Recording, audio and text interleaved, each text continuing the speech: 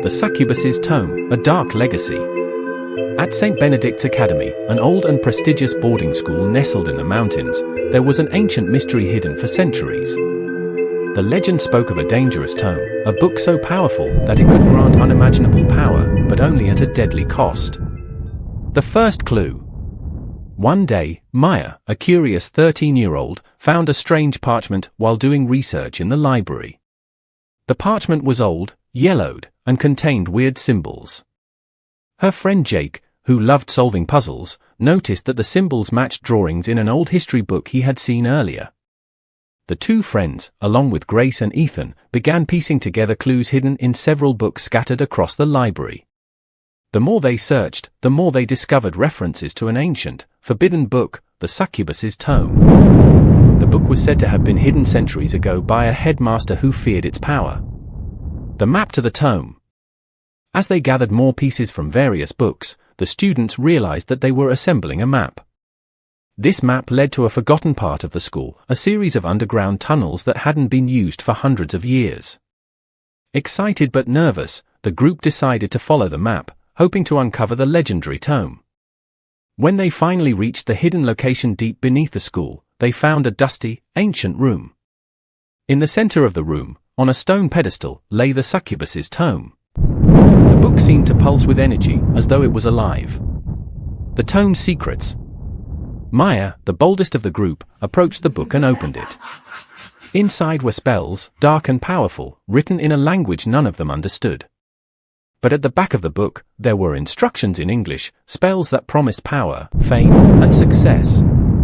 There was one spell in particular that caught their eye, the spell of desire. As they read, they began to understand how the book worked. The succubus, a creature of ancient evil, had enchanted the tome long ago to feed on those who used it. The more a person used the book's magic, the more the succubus would feed on their soul, slowly draining their life force. But the group, eager for power and a way to stand out in the school, made a terrible mistake. They cast the first spell. The price of power. At first, everything seemed wonderful. Maya, Jake, Grace, and Ethan began excelling in their studies, becoming popular, and achieving things they had only dreamed of. But soon, strange things started happening. Maya began feeling weak, as though something was draining her energy. Grace started having nightmares about a shadowy figure watching her in her sleep. Jake noticed that the school's mirrors seemed to reflect something strange, a figure that wasn't supposed to be there. The more they used the book, the worse things became. The shadows in their room seemed to move on their own, and they started hearing whispers when no one was around. And the more they cast spells, the more they felt their personalities changing, growing colder, more distant. The succubus appears. One night, the truth was revealed. While the group was practicing a particularly powerful spell, the succubus herself appeared. She was beautiful yet terrifying, with eyes that glowed like embers and a voice that was both soothing and chilling. "I see you've enjoyed my book," she whispered, her voice filling the room.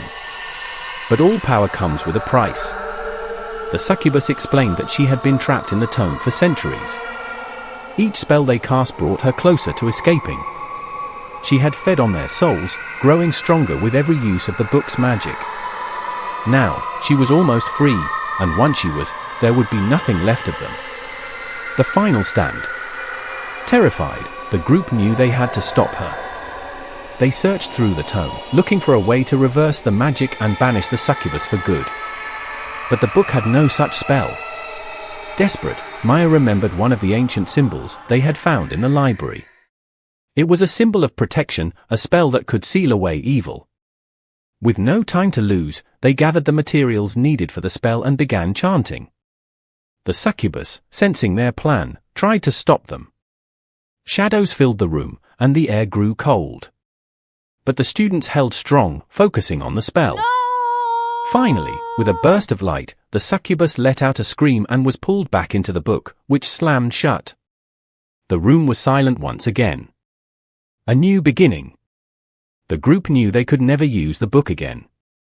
Together, they returned it to the hidden chamber, sealing it away for good this time. They swore never to speak of the book or what had happened, but the experience had changed them.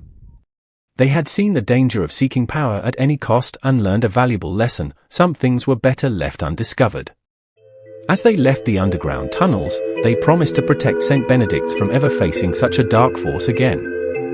And so, the Succubus's tome was hidden once more, waiting for the next curious soul to stumble upon its dangerous pages.